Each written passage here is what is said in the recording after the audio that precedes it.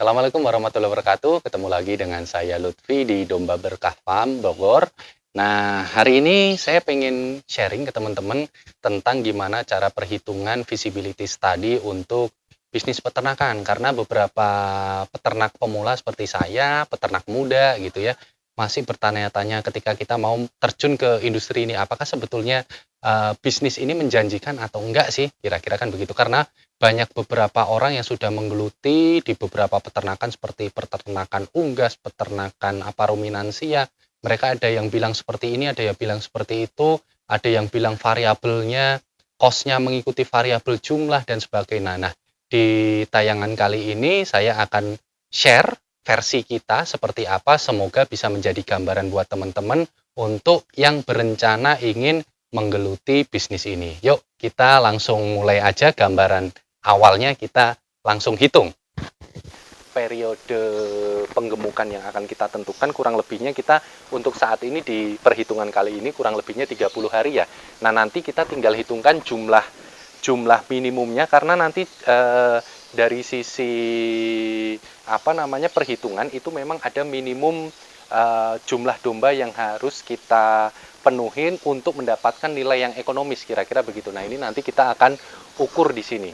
Oke, jadi tadi clue-nya adalah untuk pakan sehari kurang lebih kurang dari 2.500. Oke, kita perhitungkan kurang lebihnya 2.000. Ini per ekor per hari. Nah, kalau katakanlah kita bicara domba nanti yang akan kita gemukan itu kurang lebihnya adalah 15 kilo, artinya untuk konsumsi pakannya kurang lebihnya 10-13%. Kalau 15 kilo artinya 1,5 kilo per hari ya.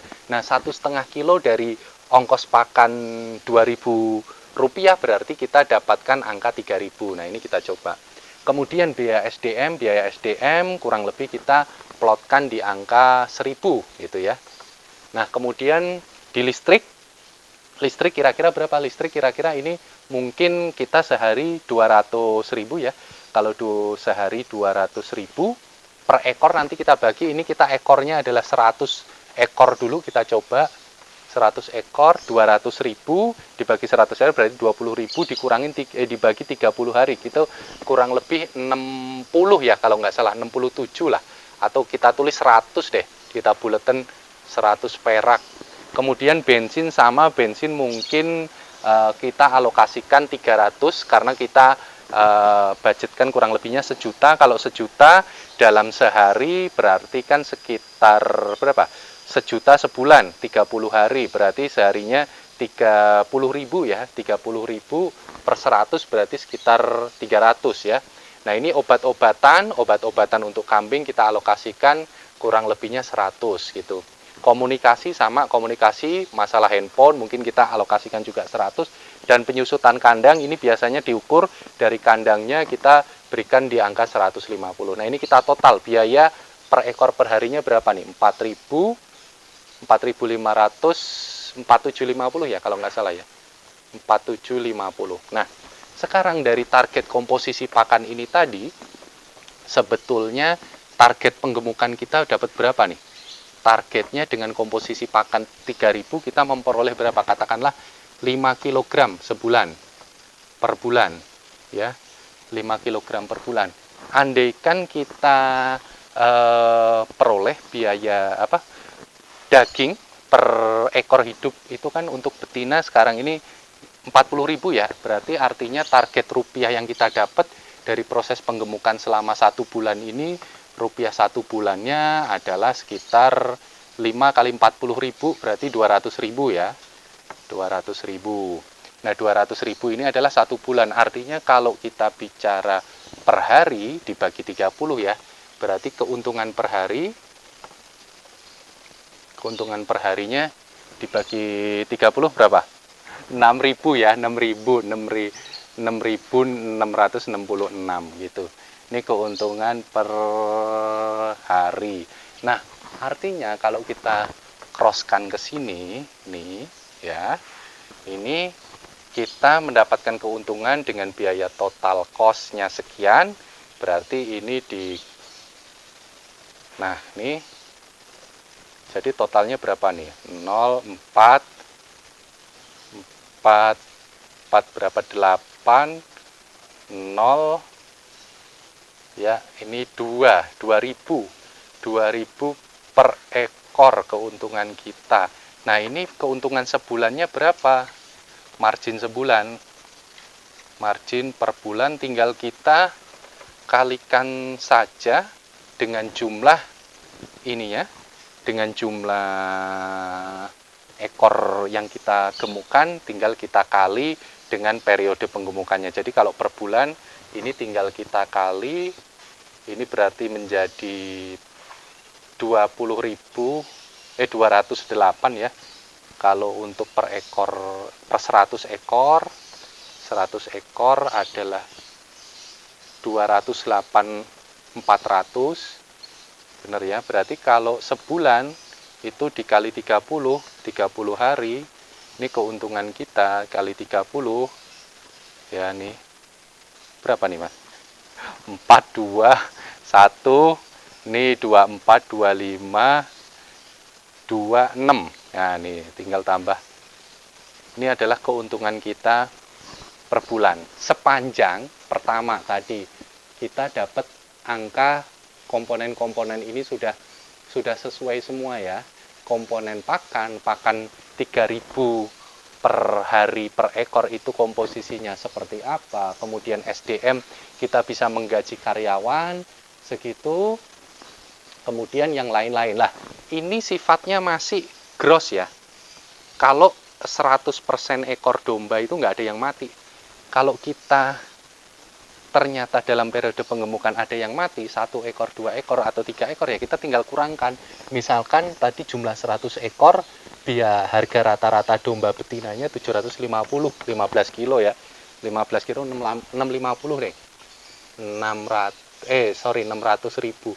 Ya ini tinggal kita kurangkan saja, nanti misalkan 3 ekor kali 600 berarti 1.800.000 kita akan hilang. Nah, ini nanti ada resiko di sini juga gitu. Jadi itu kurang lebih gambaran kira-kira perhitungan kita gitu ya. Nah, mungkin sekarang ini gambaran kasarnya. Sekarang kita coba saya kasih unjuk teman-teman untuk ngelihat formulasi di Excel. Gimana kita validasinya ya dengan sistem komputerisasi perhitungan angka yang lebih valid. Oke, yuk kita langsung lihat.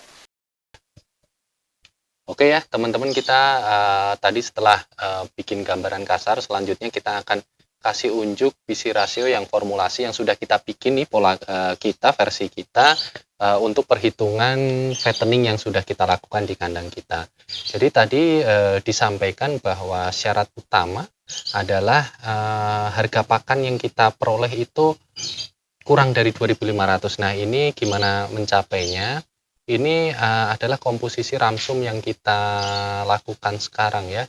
Jadi ini ada bahan-bahannya, kemudian ini total kita bikin konsentratnya, sehingga muncul total biaya yang kita dapat dalam 1 ton pakan itu 1,8 juta. Artinya dari situ kita akan dapatkan biaya per kilogramnya adalah 1,8. Nah, ini yang kita dapat dari konsentrat ini, tingkat protein kasarnya adalah 21%. Dengan angka ini kita alhamdulillah bisa achieve hingga 4-5 kg gitu ya. Nah, kemudian dari sisi komposisi pakan ini artinya sebetulnya dari total konsumsi domba 10% dari bobot badannya itu kita bagi lagi menjadi 2 komponen, yaitu yang hijauan 60%, konsentratnya 40%. Jadi biaya ketika hijauan kita beli adalah 1.000, jadi kita dapatkan angka 600, kemudian ini konsentrat tadi yang 1.800, 40%-nya adalah sekian. Jadi artinya total pakan per kilo sebetulnya adalah 1.300. Nah, ini ya yang kita dapat. Oke, balik lagi ke perhitungan visi rasio. Jadi itu komposisi ramsum yang sudah kita dapat.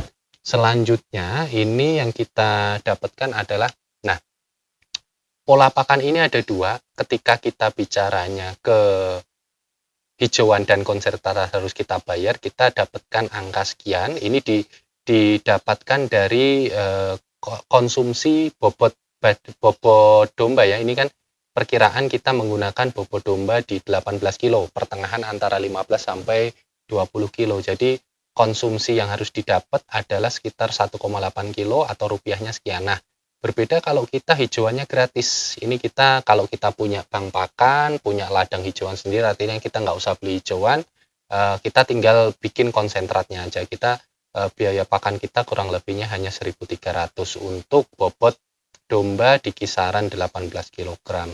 Nah, selanjutnya ini adalah komponen-komponen variabel yang didapat ya. Ini tenaga kerja, kita untuk tenaga kerjanya adalah 2 orang. Rasionya bisa mencapai 200 ekor domba ya untuk handlingnya.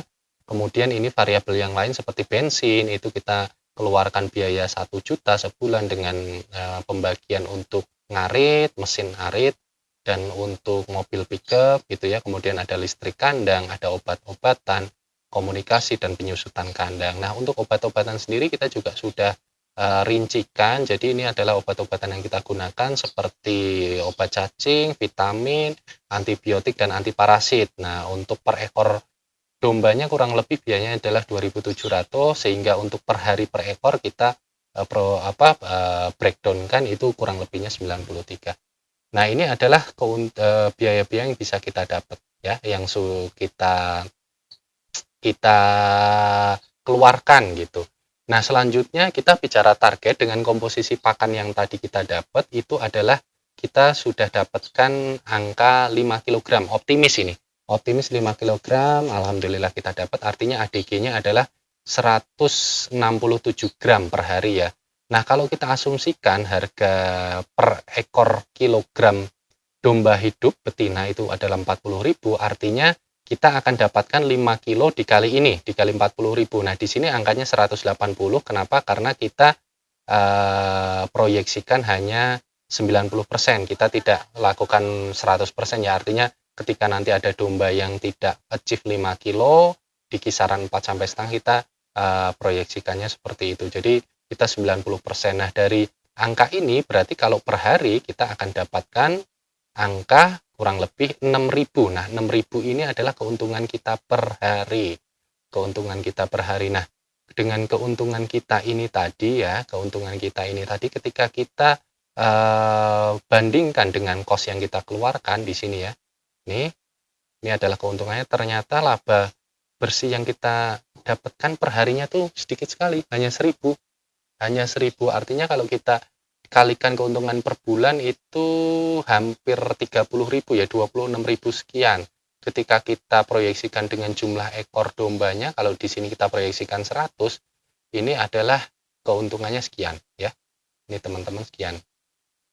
Nah, cuman di sini ketika nanti ada tingkat mortalitas si domba, itu artinya kalian akan mengurangi laba kalian, misalkan 1 ekor. Nah, di sini menjadi faktor pengurang. Jadi memang kalau kita lihat di sini sangat tipis ya. Nah, kemudian apa sih sebetulnya yang bisa memperbesar keuntungan kita? Ini faktor pakan tadi. Di sini kan perhitungan kita semua hijauan dan ini adalah beli ya. Gimana kalau kita lihat di perhitungan kita di sini adalah kita hijauannya nggak beli. Jadi kita hanya menggunakan konsentrat yang kita bikin. Nah, keuntungan kita akan naik ya. Keuntungan kita akan naik. Dan ini dengan keuntungan yang segini per bulan, itu sebetulnya total modal yang kita butuhkan cukup besar ya. Ini dengan 100 ekor domba, ini adalah kebutuhan yang kita dapat. Dan return investment-nya cukup kecil. Nah, ini sangat tipis. Memang benar kalau orang bilang tipis ya, ini yang ada di tabel perencanaan perhitungan visibility study kita memang demikian realitanya. Terus gimana? Nah, sebetulnya dari variabel tenaga kerja ini tadi, rasio yang masih bisa kita naik maksimalkan adalah jumlah dombanya. Jumlah domba yang bisa dihandle adalah hingga 200 ekor. Nah, ketika main di angka yang lebih besar, kita akan mendapatkan laba yang bisa lebih besar juga. Return investment-nya bisa lumayan menggiurkan juga dengan total investasi yang tidak sedikit juga. Oke, itu ya teman-teman. Jadi itu adalah gambaran yang bisa kita pelajarin dari pola perhitungan bisnis visibility fattening di kandang kita. Jadi faktor-faktor pendukungnya adalah yang paling penting adalah satu, pakan. Pakan, kalian cari pakan semurah-murahnya dan segratis-gratisnya sepanjang kalian bisa lakukan itu. itu akan bisa mendongkrak keuntungan kalian. Yang kedua adalah jumlah minimum domba yang harus kita pelihara. Jadi kalau di perhitungan ini ketika kita coba ya di angka 50, maaf, salah ke di angka 50. Nah, ini kita minus. Jadi artinya ada minimum perhitungan jumlah domba yang harus kita kita gemukan gitu. Nah, ini yang harus kita penuhin. Jadi artinya dengan jumlah domba ini modal kerja kita juga banyak gitu. Itulah mungkin teman-teman. Jadi yang bisa kita share semoga bisa bermanfaat buat teman-teman. Jadi nanti kita menyikapinya seperti apa nanti kita akan share di tayangan berikutnya. Terima kasih. Nah, oke ya teman-teman semuanya. Tadi sudah kita kasih unjuk, kita share, itu versi kita, perhitungan kita. Jadi sebetulnya banyak sekali yang skeptis atas perhitungan mengenai bisnis penggemukan domba. Artinya begini, sepanjang beberapa variabel tadi yang sifatnya fluktuatif terhadap jumlah, terhadap rasio jumlah ekor domba yang akan kita gemukan itu sangat mempengaruhi. Jadi memang kalau kita bisa lihat dalam kuantiti jumlah tertentu tadi kita bicaranya 100 ekor itu keuntungan yang kita dapat pun tidak terlalu besar gitu. Nah, memang kondisinya seperti itu. Kemudian yang kedua adalah alasan bagaimana kita bisa mendapatkan komposisi pakan yang memang komposisinya murah dengan valid terhadap target yang kita tetapkan. Jadi 5 kilo itu tadi benar nggak bisa kita capai dengan komposisi pakan yang harganya segitu. Itu harus kita rumuskan sendiri dan itu harus kita praktekkan sih buat teman-teman.